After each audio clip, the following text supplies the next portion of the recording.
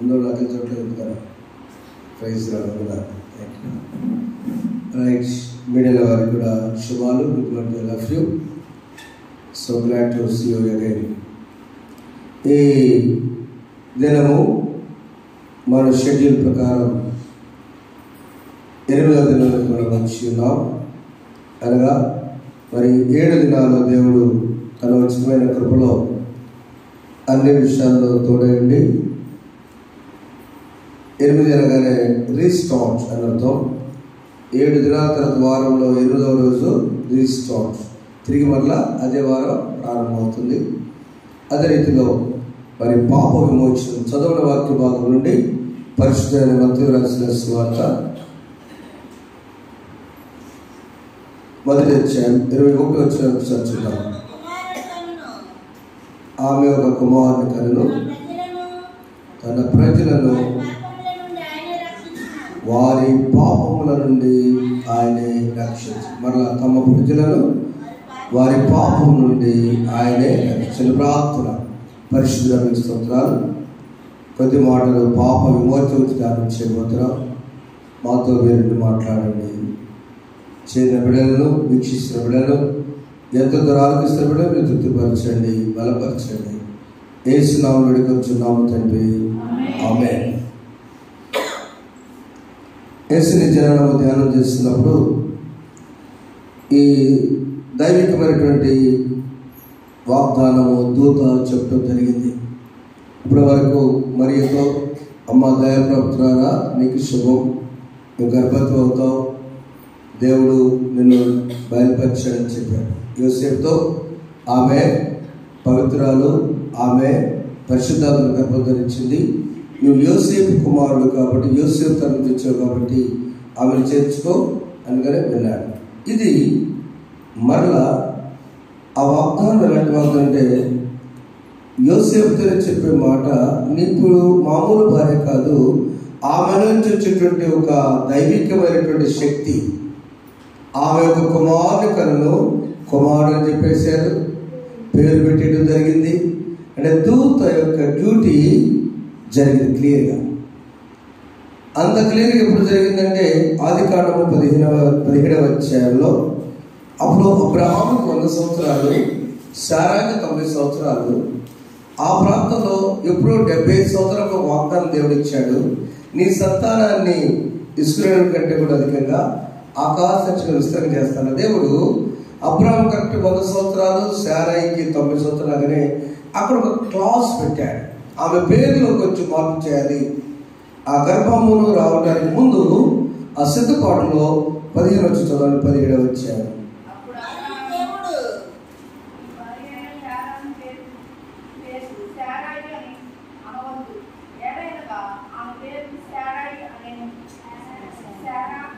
Yes, శారయి అనేది శారమ్మ గారి పేరు. ఆ ఈ తీసివేద్దామని దేవుడు చెప్పినాడు. అబ్రహాము కాదు, అబ్రహాం పేరు అబ్రాము. ఏం పేరు చెప్పండి? అబ్రాము. హాలే అబ్రాముకేమో అబ్రహాముని కలిపాడు, శారయిలోనేమో ఒకటి తొలగించి శారా ఈ తీసేసాడు. అప్పుడు ఈ మాట చెప్తున్నాను, నీ భార్యగా శారయి పేరు శారయి అనవద్దు, ఎందుకంటే ఆమె శారా. నేను ఆమెను ఆశీర్వదించి ఆమెలో నీకు కుమారుని కలుగ చేతులను, నేను ఆమెను ఆశీర్వదించి. ఆమె జనములకు తల్లి, జనముల రాజులందరూ బయటకు వస్తారు. జనములను రాజులు. ఆ అబ్రహాము సంతానం నుంచే ఈ రాజు యేసు రాజుగా ఉదయించింది. మన పాప విమోచన అంశంలో ముందుగా పేర్లు ఎందుకు పెట్టడం జరిగిందంటే, దేవుడు చెప్పిన ప్రతి మాటను స్థిరపరుస్తాడు. దూత యొక్క డ్యూటీ, దూత మనకు ఉన్నదని నమ్మాలి. అక్కడ కూడా దూతే. ఇంకో సందర్భం న్యాయాధిపతుల గ్రంథం 11వ అధ్యాయం 3వ వచనంలో కూడా అక్కడ కూడా ఒక దూత వెళ్ళి అక్కడ మనోహ అనే ఆయన ప్రార్థన ఆలకించి, మనోహకి ఒక కుటుంబంలో ఒక దేవుడికి అద్భుతం జరిగించాలని అక్కడ చెప్పడం జరిగింది. చదవండి. ప్రత్యక్షమై ఇదిగో అయితే మన అక్కడ నీవు గర్భవతివై కుమారుని కందువు, కాబట్టి నీవు జాగ్రత్తగా ఉండి తీసుకుందంతే. అక్కడ అబ్రహాముతో మాట్లాడాడు, ఇక డైరెక్ట్ గా మనోహ భార్యతోనే మాట్లాడాడు. మళ్ళీ ఇప్పుడు వచ్చేసి క్రొత్త నిబంధనలో మనోహకి ఎవరో పుట్టింది, మనోహ కుమారుడు పేరు అమ్మో తేడా ఉన్నది. మనోహ యొక్క కుమారుడు పేరు సంసోను. చెప్పండి, సంసోను. ఆ సంసోను బలవంతుడు కుమారుడే పుడతాడు. ఆ కుమారుడు మామూలుగా కత్తిరేయించకూడదు, అతని యొక్క శక్తి అంతా నేను జుట్టులో పెట్టేశాను, నాజీరు చేయబడి క్రాప్ చేయకూడదని. కాబట్టి ఈ నెల పెంచే బాధ్యత లేదని పవిత్రాలు ఉండమని మనోహ భార్యని దేవుడి దూతని మాట్లాడాడు. ఇప్పుడు యోసేపుతో మాట్లాడి తిరిగి మన ఉద్దేశం ఏంటంటే, ఆ జన్మించే బిడ్డ ఎవరో తెలుసా? ఈ లోక పాపములను ఇప్పుడు చూద్దాము.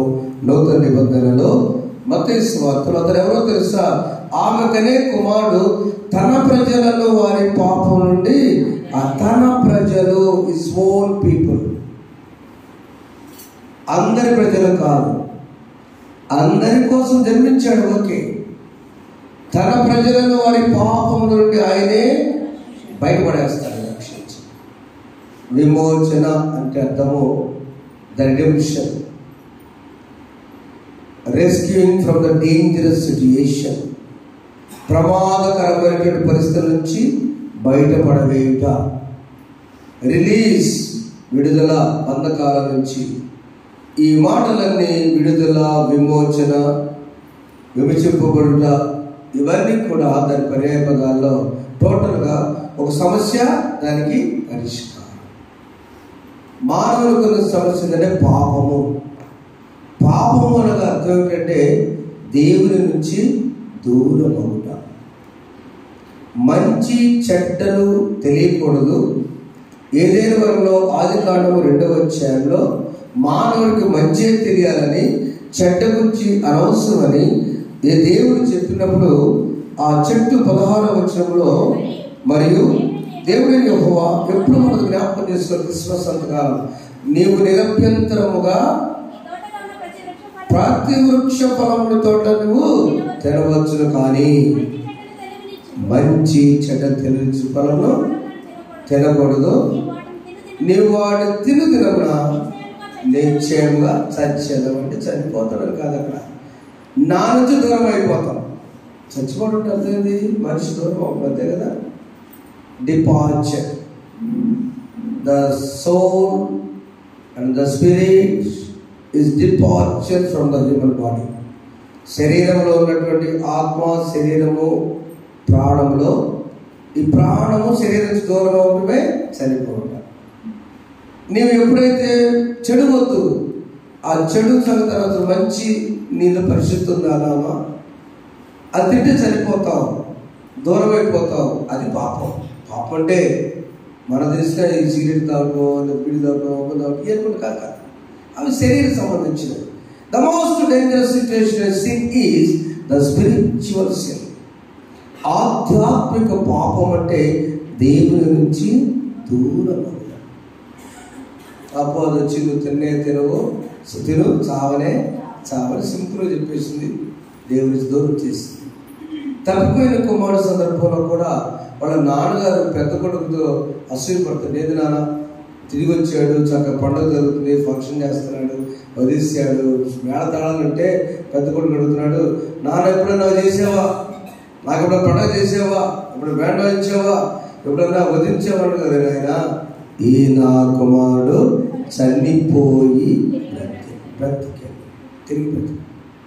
ఒక తండ్రి కొడుకు నా నుంచి దూరం అయ్యి తిరిగి వచ్చాడు కాబట్టి అక్కడ కొడుకుని అన్నాడు చనిపోయి బ్రతికాడు. చనిపోయి నా నుంచి ఎప్పుడైతే దూరం అయ్యాడో అప్పుడు ఆటోమేటిక్గా నాలో చనిపోయినట్టే. వాడు తెలుసుకున్నాడు, ఒప్పుకున్నాడు, తిరిగి వచ్చాడు. చక్కగా అందుకు చేస్తున్నాను. ఆయన నా దగ్గర ఉన్నావుగా. ప్రియమైన వారు కదా, పాప విమోచన అంటే మొట్టమొదట రికగ్నైజ్ ద సిన్. పాపం అంటే తెలియాలి. పాపం అంటే దేవుని నుండి దూరం అవడమే ఆధ్యాత్మిక పాపం. రెండవది శారీరక పాపము.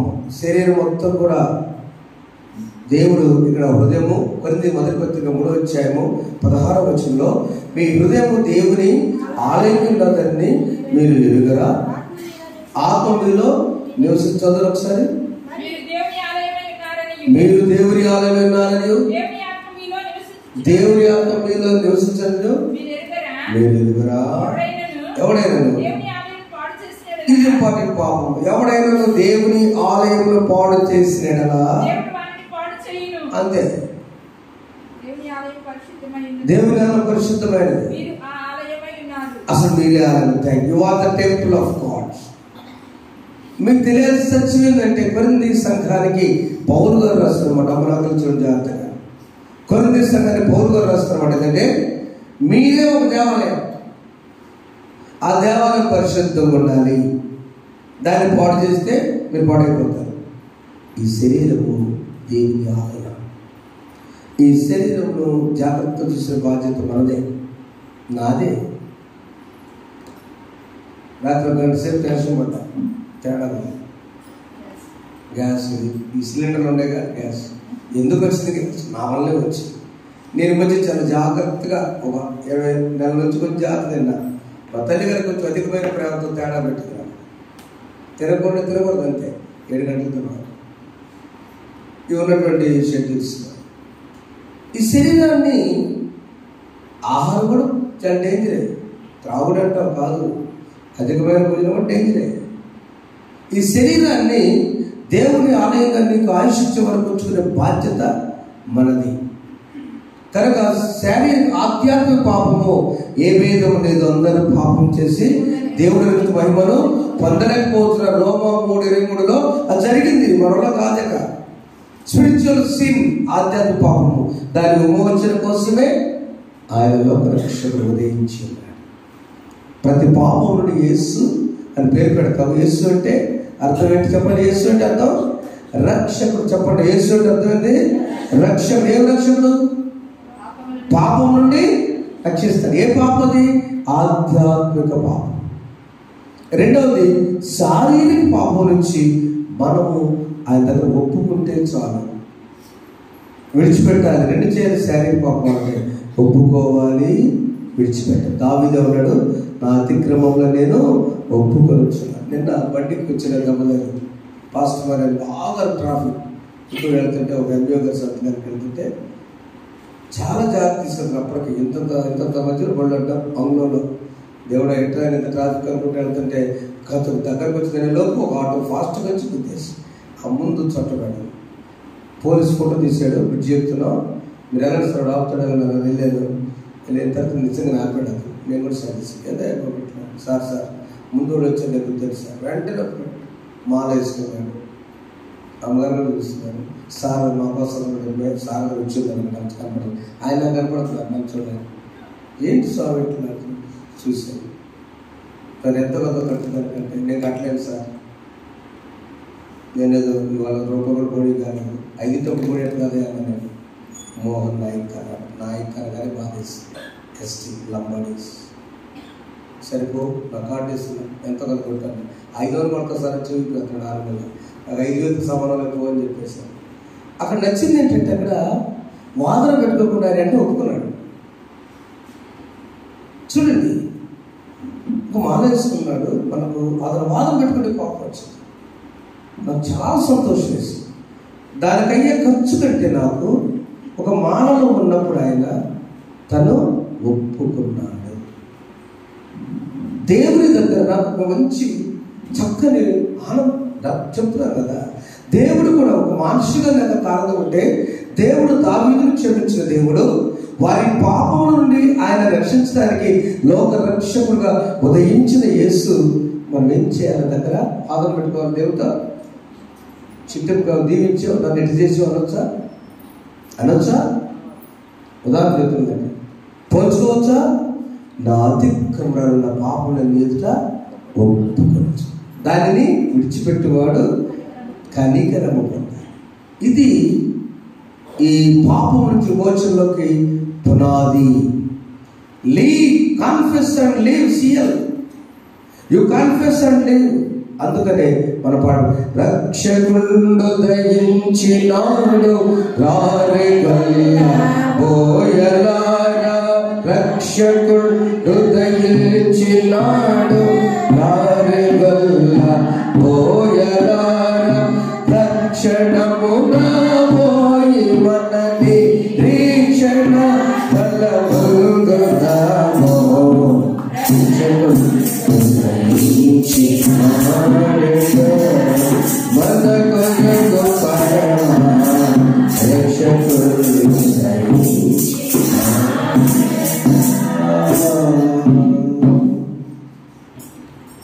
ఈ పాప విమోచన కోసము మనం విడిపించడానికి ఒక గొల్లోళ్ళారా రండి, ఒక బోయ అనేది ఒక కులం. బోయు కాదు, బోయ. రక్షకుడు రారే గొల్ల బోయ లారా. బోయ అనేటువంటి వారిని, గొల్లని పిలుస్తున్నారు ఈ పాట రచయిత. రండి వెళ్దాం, ఆయన ఉదయించాడు, ఆయన వారి పాపాలను విముక్తి చేస్తాడు, దావీదు వంశంలో పుట్టాడు అని రాశాడు. రెండవ భాగం మనం చూస్తే 22వ వచనము, ఇదిగో కన్యక గర్భవతి కుమారుని కన్ను. ఇదేంటి? మొదట వచ్చి యోసేపుతో చెప్పినప్పుడు ఆయన యేసు అని పేరు పెడతాం. ఆ యేసు అనే ఆయన డ్యూటీ ఏమో పాపాన్ని నుంచి రక్షించేవాడు. ఇమ్మానుయేల్, ఎవరన్నా యేసు ప్రభుని ఇమ్మానుయేల్ పిలిచారా? అసలు బైబిల్లో ఎవరు పిలవరు, యేసునే పిలుస్తారు. తర్వాత ఆయన శిలువధారిగా రక్తాభిషేకం జరిగిన క్రీస్తు అన్నారు. Christ on cross. మొత్తము యేసు క్రీస్తు. జన్మించినప్పుడు పేరు పెట్టిన తర్వాత యేసు. శిలువపై వేలాడి క్రీస్తు, యేసు క్రీస్తు. ఇమ్మానుయేల్ ఎక్కడి నుంచి వచ్చారండి? ఈ ఇమ్మానుయేల్ ఎవరి కోసం అంటే, అవమానముతో సమాజంలో భయపడతావేమోనమ్మా మరియమ్మ, నీ వయసు 16 సంవత్సరాలు, కన్యకవు, ఓ ప్రకారం ప్రదానం చేయబడి ఉన్నావు. సమాజం మంచిది కాదు, ఈ సమాజం ఏదో ఒకటి అంటుంది కాబట్టి నీ కడుపులో ఉన్న వ్యక్తి పేరు ఇమ్మానుయేల్. అర్థం ఏంటి? భాషాంతరమున చెప్పకూడదు. ఒకసారి వేదన రోదనతో కన్నీటితో అవమానంతో పడుతున్న వాళ్ళారా, not Jesus, is Emmanuel is with you. Yesu కాదు, యేసు రక్షకుడు, ఇమ్మానుయేల్ తోడు. ఎవరున్నా లేకపోయినా, యోసేపు దగ్గర లేకపోయినా లోపల కడుపులో ఎవరున్నారు? ఇమ్మానుయేల్. దేవుడు మనకు తోడనంటాం. ఈ క్రిస్మస్ దినాలలో నీకు నాకు దేవుడు మనలో కనుకుంటే, అందుకని మనకు శిశువు పుట్టాను అంటారు ఏషియా గ్రంథం. మనకు శిశువు పుట్టాను, మనలో ఉన్నాడు. ఆ మనలో ఉన్నటువంటి యేసు ఇమ్మానుయేల్ అంటారు. ఎంత ధైర్యం మరి! ఎందుకంటే సమాజంలో అంటారని, ఖచ్చితంగా ఇది జరిగిందని దేవుడు, తండ్రి దేవుడు ప్రణాళికగా షిఫ్ట్ చేసాడు ఆమె. అమ్మా, ఈ ఊరు మంచిది కాదు, ఈ సమాజం మంచిది కాదు. గర్భం దాల్చిన మరుక్షణమే ఆంటీ దగ్గరికి వెళ్ళిపోయి కోనసీమలో ఉన్నటువంటి ఎలిజబెత్ ఇంటికి పంపించాలా? అది సత్యం. Some time God shifts us. దేవుడు కొన్నిసార్లు మనం తరలిస్తాడు, మనకున్న పరిస్థితుల నుంచి తరలిస్తాడు, తప్పిస్తాడు. అదే విమోచన, సోషల్ రిడెంప్షన్, సామాజిక విమోచన. మరీ తెలియక అక్కడ దక్కింది. సమాజంలో పడే అవమానాలకి ఆమె ధైర్యంగా ఇమ్మానుయేలు నీకు తోడైండునుగాక. ఆమేన్. నా సోదరులారా, గర్భము కొరకు ఎదురు చూస్తున్న వాళ్ళారా, దేవుడు ఇమ్మానుయేలు మీకు తోడై ఉన్నాడు. చెప్పకూడదు ఒకసారి?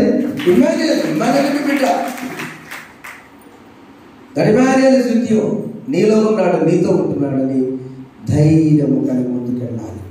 అయితే ఈ విమోచన 2 విషయాల ద్వారా జరుగుతుంది. మొదటిది, యేసుక్రీస్తు రక్తము ద్వారా. ఎఫెసీ పత్రిక 1వ అధ్యాయం 7వ వచనం, హెబ్రీ పత్రిక 9వ అధ్యాయం 2వ వచనంలో ఈ విమోచన ఎలా జరుగుతుందని చూద్దాం.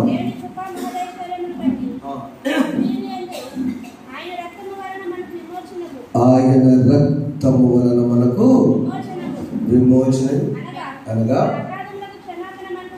ఆయన రక్తము వలన మాత్రమే మనకు విమోచన, మన అపరాధములకు మేకలకయు కోడలకయు కాక తన స్వరక్తముతో ఒక్కసారి ఆదమ్మ గొర్రెలకయు మేకలకయు పొట్టలక రక్తం ద్వారా విమోచన లేదు, కానీ పవిత్రమైన నిష్కళంకమైన గొర్రెపిల్ల యేసు ప్రభు ద్వారా మాత్రమే విమోచన, పాప విమోచన. ఏ పాపం అది? ఆధ్యాత్మిక పాపం. రెండవది శారీరక పాపం. మూడవది సామాజిక పాపం, spiritual sin, physical sin, sociological sin. సమాజ పాపం ఏంటి? సమాజంలో మనం ఉన్నప్పుడు ఏదో ఒక నిందలు వస్తుంటాయి, ఏదో ఒక మాటలు వస్తుంటాయి.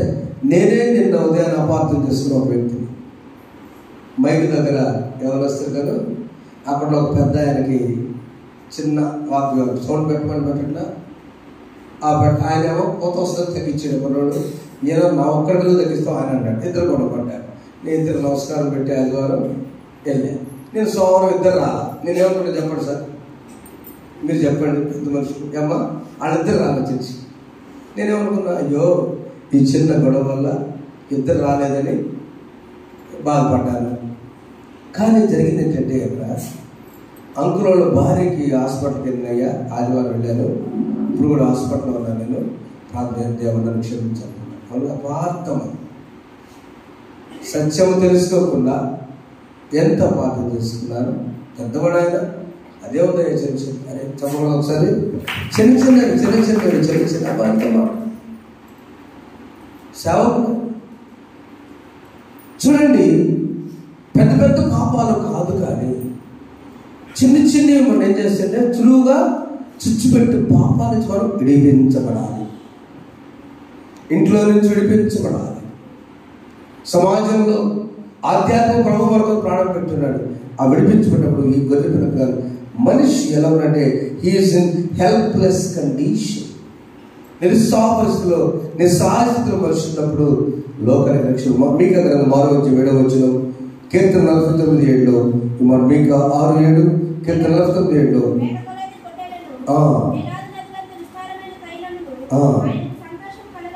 వేలాది నదులంత విస్తార తైలం కూడా ఆయనకి సంతోషం కలుగుచేది, కానీ నా అతిక్రమకై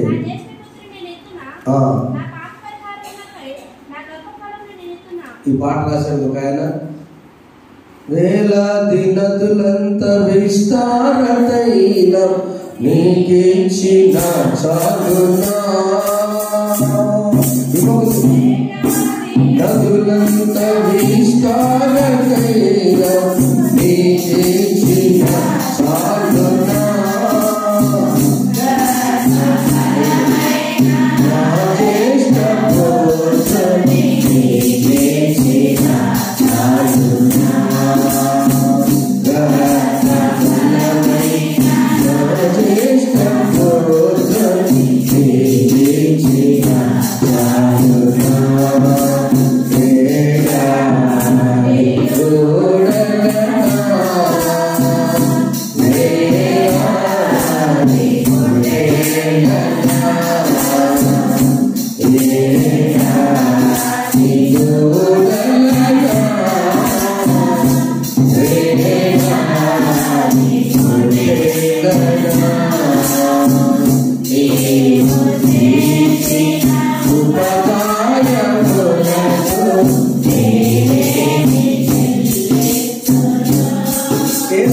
చేసిన త్యాగ కార్యానికి ముందు 1000 పొట్టేళ్లను లేదా పెద్ద కొడుకుని బలిచ్చినా కూడా చాలదు.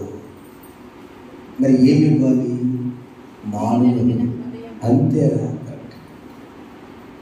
నా హృదయం వస్తే చాలు అయ్యా, నన్ను విమోచించావు. ఐగుప్తులు వాళ్ళు ఏం డబ్బులు కట్టిపోయినా కూడా దేవుడు వారిని విమోచించే శక్తి.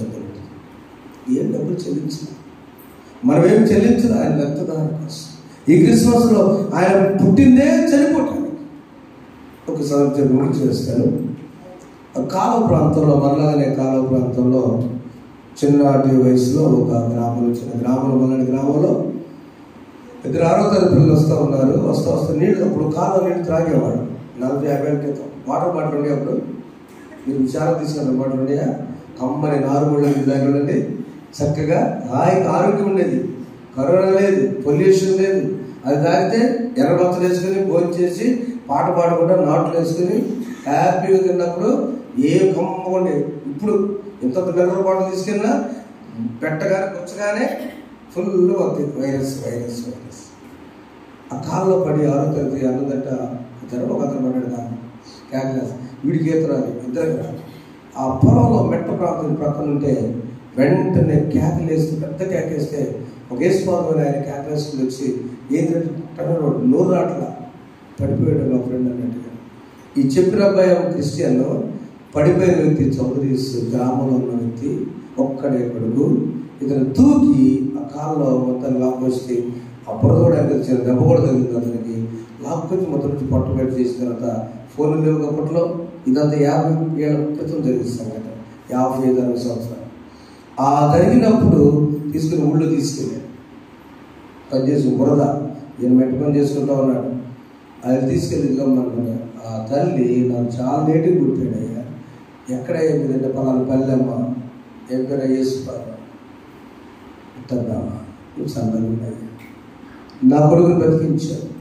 ఆ ఊళ్ళో ఎప్పుడైనా మేము వంట చేసుకున్నప్పుడు వచ్చేసి ఆయనకి ఇస్తూ ఉంది. ఇప్పుడు చెప్పండి, ఎప్పుడు వేసుకోదు నా కొడుకు, ఎప్పుడు కనపడ్డా నా కొడుకు బతుకున్నాడంటే నువ్వే కారణం. చెప్పకూడదామా? అవేం తీసుకుంటే కృతజ్ఞత హృదయం కలిగింది. నా కొడుకు బ్రతుకున్నాడంటే నువ్వే కారణమయ్యా. మనం బ్రతుకున్నామంటే యేసే కారణం. మనం పాపం నుంచి విమోచించబడ్డామంటే యేసు రక్తమే కారణం. ప్రతిరోజు జ్ఞాపకం చేసి ప్రతి ఉదయకాలం స్తుతించాలి. ఆయన పుట్టిందే మరణించడానికి, గొర్రె పిల్లలాగా పుట్టి ఉన్నాడు. పాప విమోచనకు క్రయధనముగా ఆయన ప్రాణాన్ని చెల్లించాడు.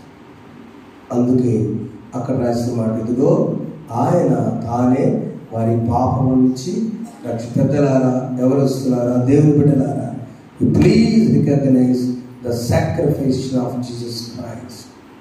యేసుక్రీస్తు త్యాగాన్ని గుర్తు చేస్తే మిగతా విషయాల గురించి మనం ఆలోచించవచ్చు. ఆయన జన్మించింది, మరణించాడు. గొర్రెపిల్ల పుట్టగానే చాలా సంతోషం. 10 ఏళ్ళు ఉంచుకుంటారు గొర్రెపిల్లని. ఎంతకాలం ఉంచుకుంటారు? ఎంతకాలం? కరెక్ట్ ఆన్సర్ చెప్పండి. చాక్లెట్ ఇస్తాను. ఎంతకాలం sir? Yes, exact, right answer. చెప్పకూడదు. ఒక్క సంవత్సరం మాత్రమే గొర్రెపిల్ల అది పుట్టేందుకు మాది బేరం పెడతాడు, చనిపోవాలి. పుట్టిందే మరణించడానికి. అవునా? 10 సంవత్సరాలు గేదెలను ఉంచుకుంటారు ఇంట్లో. ఉంచరు. గొర్రె పిల్లగా పుట్టిందే మరణించడానికి. యేసు ప్రభు జన్మించిన క్రిస్మస్ దేనికోసం అంటే సిలువ కొరకే. Christmas is for cross. అది గుర్తించడమే. ఆయన తానే పాపం మనం విమోచించడానికి, మన కుటుంబాన్ని మనం బలపరచడానికి. ఇందాక 34 చదువు కదా, నా శ్రమలో నేను యెహోవాకి మొరపెట్టినప్పుడు దూత వారి చుట్టూ ఉండి కావలి ఉంచును. దూత ఉంటుంది.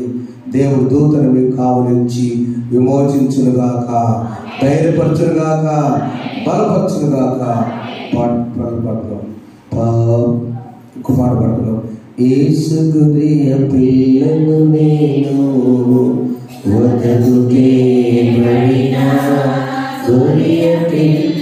కాకు చేసుకోండి.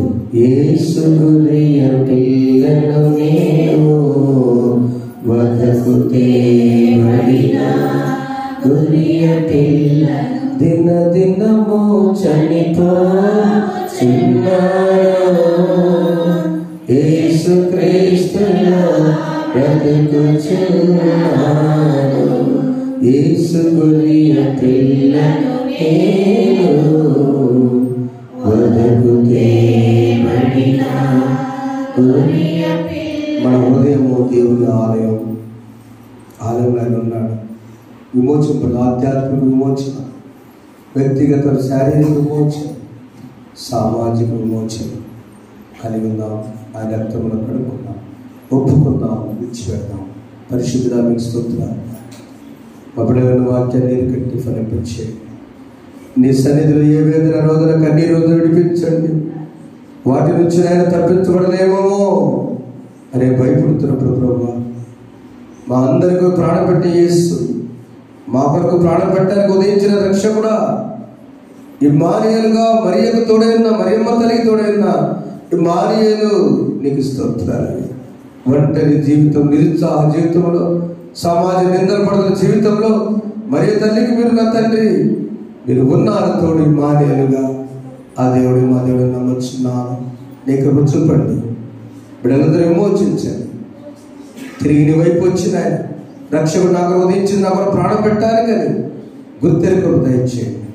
ఏసునామములో కూర్చున్నాము తండ్రి, ఆమేన్. మమ్మల్ని ఉదయం వరకు సురక్షితంగా కాపాడే ఓ ప్రభువా, మా పరలోకపు తండ్రి, సర్వశక్తి నిత్యమైన దేవా, నీ మహాశక్తితో ఈ దినమంతా మమ్మల్ని సంరక్షించుము.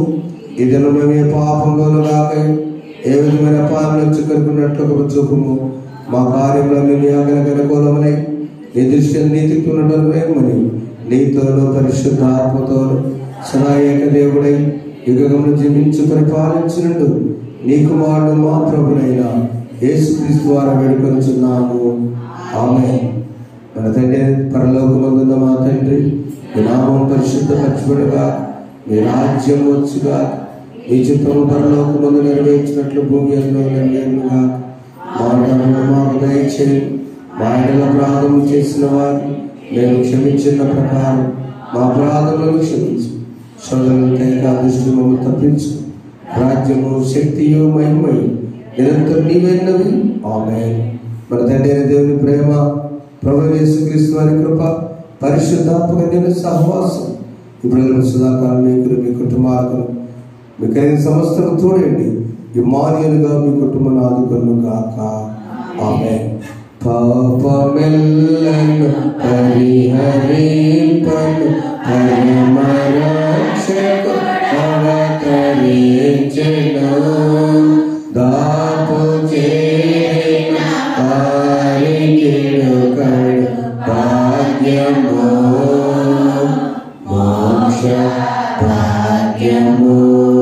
చింతలేని సుబుట్టెను వేదన అందునా చంత చేరను కళ్ళి సర్వ జనాంగమా సంతసమరుమా. మౌనంగా ప్రార్థన చేస్తూ ఎవరు మాట్లాడుతూ ప్రార్థన చేస్తూ అనుకున్నాను. ఈ సమయంలో సింధు గారి కుటుంబం ముందుకు వస్తూ ప్రార్థన చేస్తూ ప్రైజ్ దేవుడు మిమ్మల్ని కుటుంబాన్ని ఉంచుగాక. దేవుని దగ్గర అన్నీ ఉన్నాయి.